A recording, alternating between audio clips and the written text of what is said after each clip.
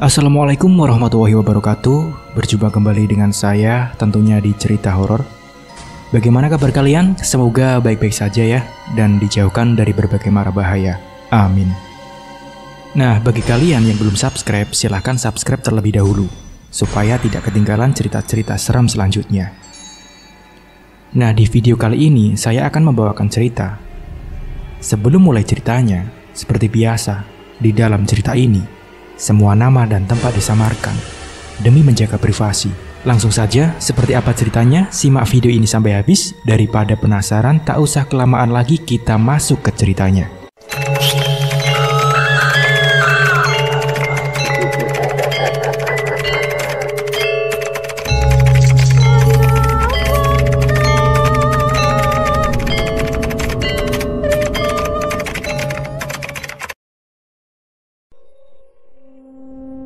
Sekar Semboja dalam bahasa Jawa, sekar berarti bunga, dan Semboja berarti Kamboja. Begitu kira-kira sebutan atau nama yang pas untuk tuan cantik ini.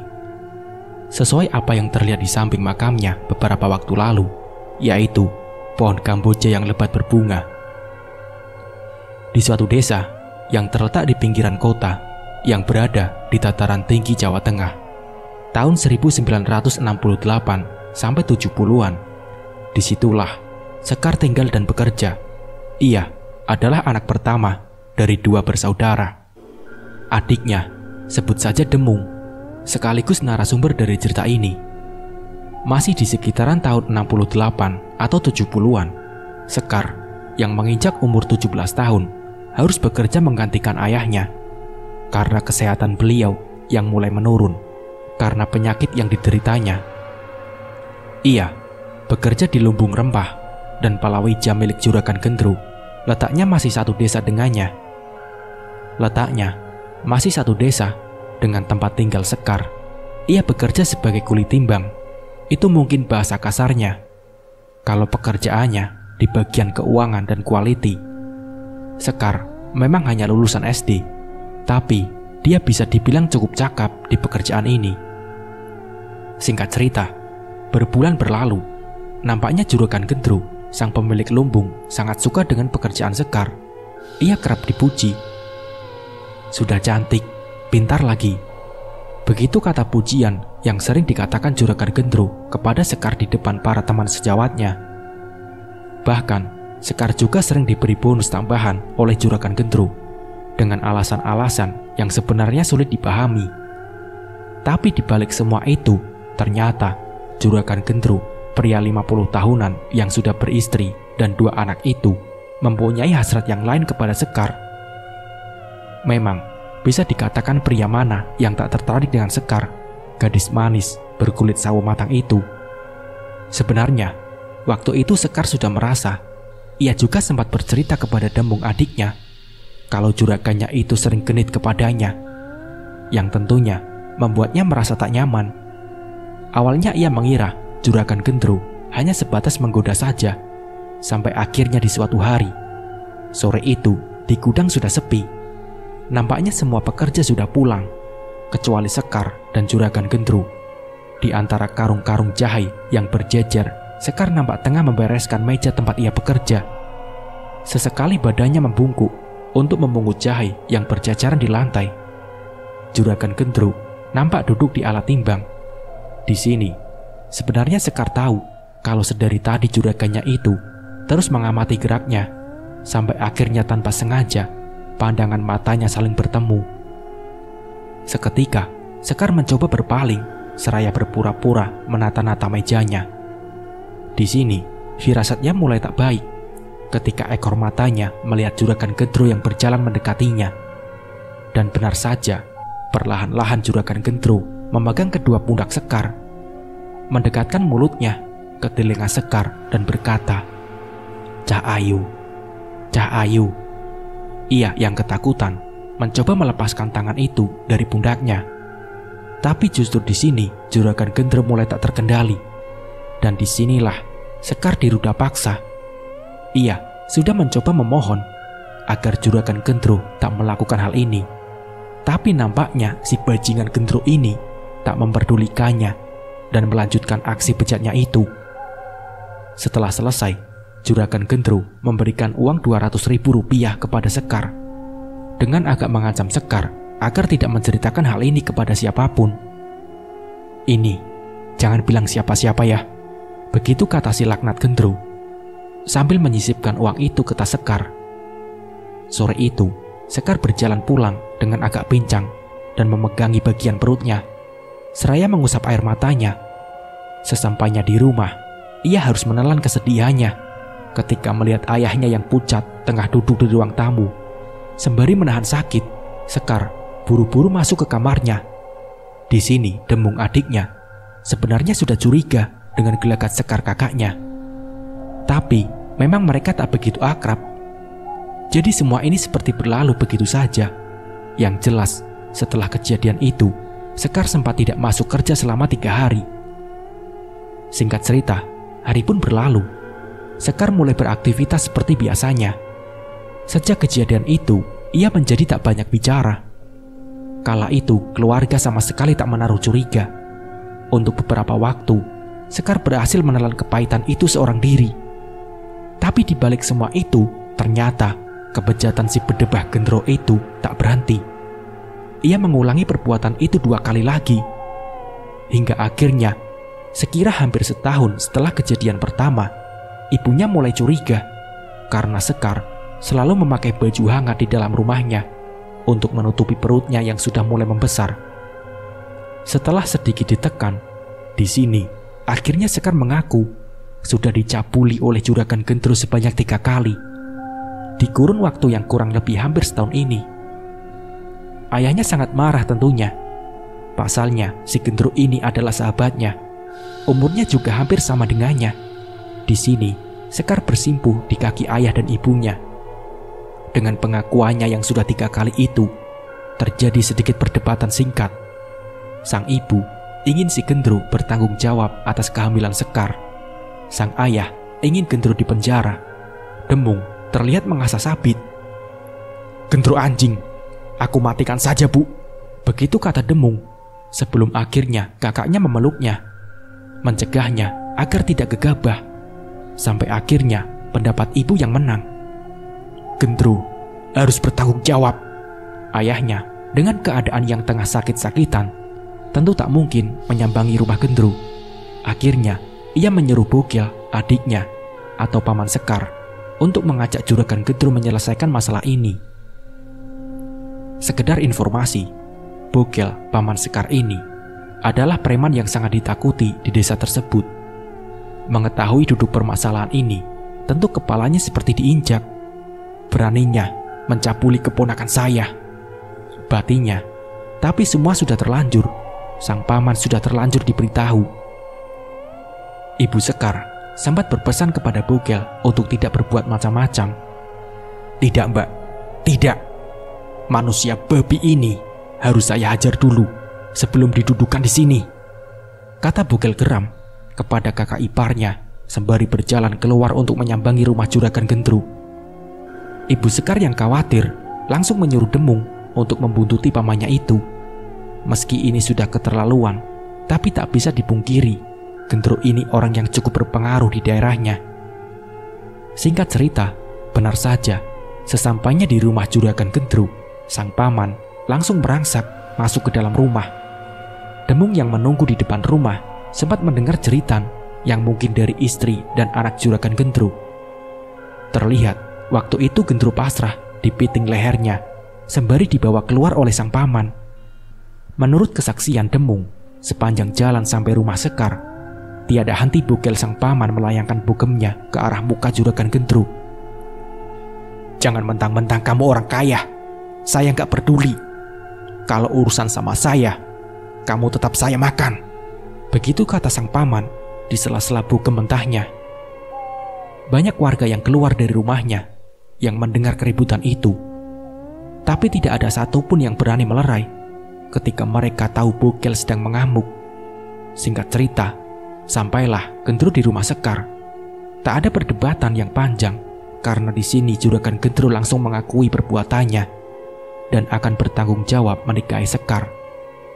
Dan beberapa saat kemudian, datanglah istri Gendo bersama Pak Jayus, seorang kamituo atau kepala dusun di desa tersebut. Kebetulan, dia adalah kakak ipar Gendro. Istri Gendo yang belum tahu duduk permasalahannya seketika langsung memecak-mecak, berbicara tinggi. Dia berdalih akan menuntut penganiayaan ini. Begitu juga dengan Pak Jayus yang kelihatan marah.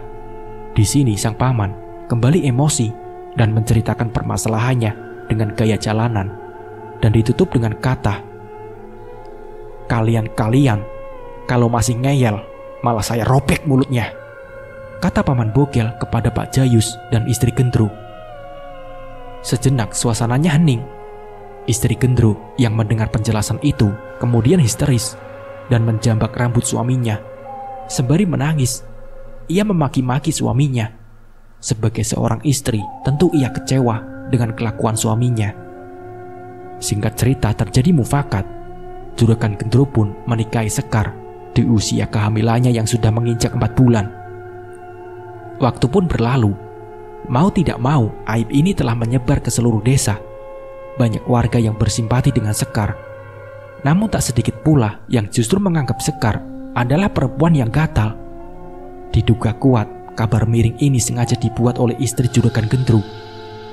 Tapi bersyukurnya, Sekar yang mendengar itu sama sekali tak bergeming dan mencoba menciptakan kebahagiaannya sendiri dengan fokus kepada bayi yang dikandungnya.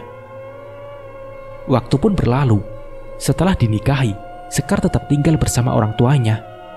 Ia tidak mau tinggal bersama Gendro, dan sesekali Gendro kerap berkunjung ke rumah Sekar untuk memberikan sesuatu seperti makanan dan obat-obatan, meski tentu dengan suasana yang sangat canggung. Sekitar 2 bulan setelah Sekar dinikahi, tibalah di suatu hari yang menjadi awal perubahannya pribadi Sekar untuk selamanya. Demung, adiknya lah yang pertama melihat. Malam itu, sekitar mungkin pukul 12 malam, Demung yang belum tertidur mendengar sedikit kegaduhan dari kamar kakaknya yang kebetulan bersebelahan dengan kamarnya. Awalnya Demung tak memperdulikannya. Mungkin itu tikus, batinnya. Tapi tak lama kemudian muncul suara desisan. Sebenarnya suaranya tak begitu keras, namun karena malam itu sangat sepi, desisan itu jadi terdengar begitu jelas, memecah keheningan. Demung mulai mendekatkan telinganya untuk mencermati suara itu. Setelah ia benar-benar yakin itu dari kamar kakaknya, Demung memutuskan untuk keluar dan memeriksa. Awalnya, Demung hanya mendekatkan telinganya saja di pintu kamar kakaknya, dan suara desisan itu masih ada, dan memang berasal dari dalam kamar. Demung sempat ragu untuk membuka pintu kamar kakaknya, sampai akhirnya ia mendengar suara tertawa cekikikan dari kamar itu. Demung yang penasaran sontak membuka pintu kamar kakaknya dengan perlahan. Dan di sini, Demung melihat Sekar kakaknya tengah duduk, ongkang kaki di atas lemari, sembari tertawa seraya mengelus-elus perutnya. Perasaannya sulit digambarkan ketika Demung melihat itu. Antara kaget, aneh, kasihan, dan takut bercampur menjadi satu. Ia hanya bisa tertegun bingung melihat kakaknya, sampai akhirnya sang kakak menoleh ke arahnya.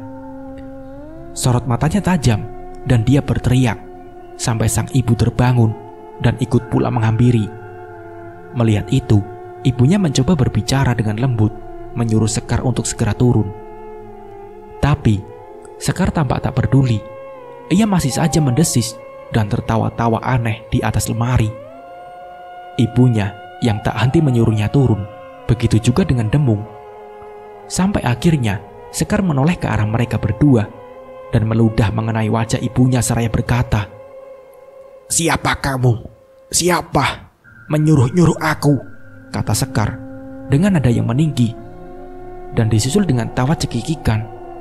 Sampai tak selang lama Sekar melompat dan berjalan menuju ranjangnya. Ia pun tidur merebahkan tubuhnya dan tertidur begitu saja. Sungguh sangat janggal. Apalagi lemari kayu jati yang tadi dinaiki Sekar, ukurannya cukup tinggi, mungkin sekitar 3,5 meter. Rasanya tak mungkin ia bisa naik ke atasnya meski dengan bantuan kursi sekalipun. Apalagi posisinya saat itu Sekar tengah hamil kurang lebih 6 bulan. Hari pun berganti. Kejadian malam itu berlalu begitu saja. Namun sejak saat itu, Sekar sudah berubah. Ia menjadi sering mengamuk dan tak terkendali. Ia tak mau makan masakan rumah. Dan anehnya, ia hanya mau makan makanan yang dibawa oleh juragan Gendro. Yang padahal hanya Gendro berikan 2-3 hari sekali bersamaan dengan kedatangannya menjenguk istri mudanya. Lantas apa yang Sekar makan bila tak ada makan dari juragan Gendro?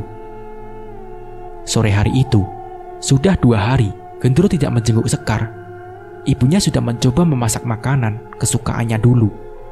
Tapi Sekar tidak mau. Ia justru mengamuk. Akhirnya, Demung pergi ke rumah Gendro untuk mengabarkan hal ini. Namun sesampainya di sana, Gendro tak ada di rumah. Ia hanya bertemu dengan istrinya, yang kala itu memberi jawaban yang ketus ketika ia mengabarkan hal ini. Sudah dari pagi, Sekar ini tidak makan. Demung yang khawatir lantas berinisiatif membelikan makanan di jalan. Di rumah, ia akan berbohong kepada kakaknya kalau makanan ini dari juragan Gendro. Tapi sesampainya di rumah, ketika Demung masuk ke kamar kakaknya, ia melihat pemandangan yang sangat sulit untuk digambarkan. Yang jelas apa yang dilakukan kakaknya saat itu adalah ia jongkok dan berak di atas ranjangnya. Dan pilunya lagi, Sekar juga tampak tengah memunguti kotorannya dan memakannya. Demung yang melihat itu seketika berlari memeluk kakaknya itu. Kakak kenapa kak? Kok jadi seperti ini?" kata Demung sambil menangis di pelukan kakaknya. Tak ada ekspresi apapun dari Sekar. Ia masih saja menatap kosong, sembari terus mencoba memunguti kotorannya dan memakannya. Sembari memegangi tangan kakaknya, Demung memanggil-manggil ibunya yang sedari tadi mengurus kambing di belakang rumah. Ayah Sekar juga kebetulan sedang berobat bersama sang paman. Jadi keadaan rumah kala itu cukup lengang. Tak selang beberapa lama sang ibu menghampiri. Ia yang melihat keadaan itu langsung segera mengambil air untuk membersihkannya. Sementara Demung tengah memapah kakaknya menjauh dari ranjang. Dan beberapa saat kemudian Gendro datang. Hari pun berlalu. Semakin hari, Sekar semakin kehilangan kewarasannya. Ia sangat sulit untuk diajak komunikasi. Perangainya seperti seorang lelaki. Ia akan marah ketika dipanggil Sekar. Makanya semakin banyak. Gendro pun terlihat semakin sering bolak-balik menjenguknya untuk mengantarkan makanan. Karena seperti yang kita semua tahu, Sekar hanya mau makan makanan yang diberikan oleh Gendro. Ia tak mau mandi. Duduknya seperti lelaki dengan perut besarnya yang selalu dibiarkan terbuka. Dengan keadaannya yang sekarang, pihak keluarga mengira Sekar mengalami gangguan jiwa.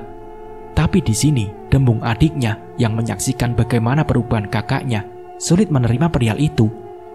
Pasalnya, proses perubahannya tidak melandai atau sedikit demi sedikit, tapi drastis. Berawal cuma dari satu malam, ketika tiba-tiba di tengah malam kakaknya berada di atas lemari sekitar 3 minggu yang lalu. Ditambah lagi, Sekar hanya mau makan makanan dari Gendro. Apakah itu tidak aneh? Apakah Gendro menaruh sesuatu yang jahat di makanannya? Jelas, kalau dirunut, Gendro sangat punya motif untuk melakukannya. Demung mencoba mengkomunikasikan pendapatnya kepada ibunya, tapi mereka masih tak percaya dan menyuruh Demung untuk tidak berpikir macam-macam. Namun suatu hari ada kejadian yang membuat orang tuanya setidaknya berpikir tentang kebenaran pendapat si Demung. Sekira 2 bulan sudah, Sekar mengalami keadaan yang masih diduga gangguan jiwa, meski keanehan-keanehan semakin muncul dalam dirinya. Sekarang, Sekar tak mau lagi dipanggil namanya. Ia selalu memperkenalkan dirinya sebagai Badak Sewu. Di kandungannya yang sudah menginjak kurang lebih 8 bulan ini, perangainya semakin seperti seorang lelaki. Waktu itu, pintu kamarnya memang sengaja dikunci dari luar. Ayah, ibu, dan Demung, adiknya, tengah duduk di ruang tamu yang berada tepat di depan kamarnya. Di situ, memang mereka sedang membicarakan Sekar. membicarakan keadaannya yang kian hari kian memburuk. Mereka berunding mau dibagaimanakan Sekar ini agar bisa sembuh. Sang ibu dan Demung mulai menganggap ada campur tangan sihir yang membuat Sekar seperti ini. Sang ayah juga sedikitnya mempercayai hal itu karena ia melihat sendiri perubahan dari anaknya. Namun di sini sang ayah tetap ingin akan membawanya ke jalur medis terlebih dahulu. Dan tiba-tiba di tengah obrolan mereka terdengar suara ketukan dari kamar Sekar. "Buka! Buka! Buka!" Suara berat seorang lelaki dari dalam kamar Sekar. Mereka semua sejenak terdiam dan tertegun dengan suara itu, karena jelas sekali itu bukan suara Sekar. "Buka! Buka!" Ketukan dan suara itu terdengar lagi. Mereka semua masih terdiam di ruang tamu. "Dengar tidak kalian? Buka! Buka!" Suara dari kamar Sekar. Dengan sedikit terbata, Demung menjawab perkataan itu. "Siapa itu? Siapa?" kata Demung. Dan sosok dalam kamar itu menjawab, "Aku, Badak Sewu. Gak usah nyari Sekar. Dia sudah akan mati." Mendengar perkataan itu, sang ayah langsung beranjak dari tempat duduknya dan membuka kunci kamar Sekar. Dan setelah dibuka, dalam kamarnya yang memang gelap, sang ayah melangkah masuk seraya memanggil-manggil nama Sekar anaknya. Diikuti dengan Demung dan sang ibu di belakangnya. Namun baru beberapa langkah mereka memasuki kamar itu, tiba-tiba saja seperti ada angin kencang yang mendorongnya. Sang ayah sempat sedikit terpental dan jatuh mengenai Demung dan sang ibu di belakangnya. Dan di situ terlihat ada dua mata merah menyala di dalam kamar yang gelap itu. Berdiri di atas ranjang Sekar, tubuhnya terlihat cukup jelas karena terkena cahaya dari ruang tamu. Sosok itu kini hanya diam tak berkata, dan semakin jelas ternyata pijakan kaki dari sosok itu berdiri adalah tubuh Sekar yang terbaring. Mereka bertiga seakan tak percaya melihat sosok itu. Sang ayah nampak ketakutan dan memundurkan langkahnya seraya memberi isyarat kepada Demung dan sang ibu untuk menjauh. Namun tiba-tiba saja mata merah dari sosok itu mulai meredup dan menghilang. Suasana seram itu seketika teralihkan oleh sang ibu yang pingsan. Untung Demung sempat meraihnya sehingga ia tak sempat roboh ke lantai. Sementara sang ayah berjalan mendekat ke Sekar yang sepertinya tengah tertidur. Dengan rasa takut dan ragu, sang ayah mencoba memegang tubuh anaknya itu. Demung yang sudah merebahkan ibunya di ruang tamu segera menyusul lagi ke kamar kakaknya. Namun seketika perasaannya mulai tak enak ketika melihat sang ayah hanya terdiam di depan tubuh kakaknya. Dan dengan terbata, sang ayah berkata pada Demung, "Sampaikan kepada Paman Bugel, kakakmu sudah tiada," kata sang ayah dengan menahan tangis. Demung segera berlari ke rumah pamannya untuk mengabarkan hal ini. Di jalan, ia menangis dan seperti tak percaya dengan apa yang terjadi. Sekar Semboja meninggal dunia bersama bayi yang dikandungnya. Tanpa isyarat, apalagi kata perpisahan. Usianya kala itu belum ada 20 tahun. Demung, ayah, dan ibunya menduga kuat apa yang terjadi pada Sekar kakaknya ini ada campur tangan kekuatan lain, entah ini santet, tenung, ataupun teluh.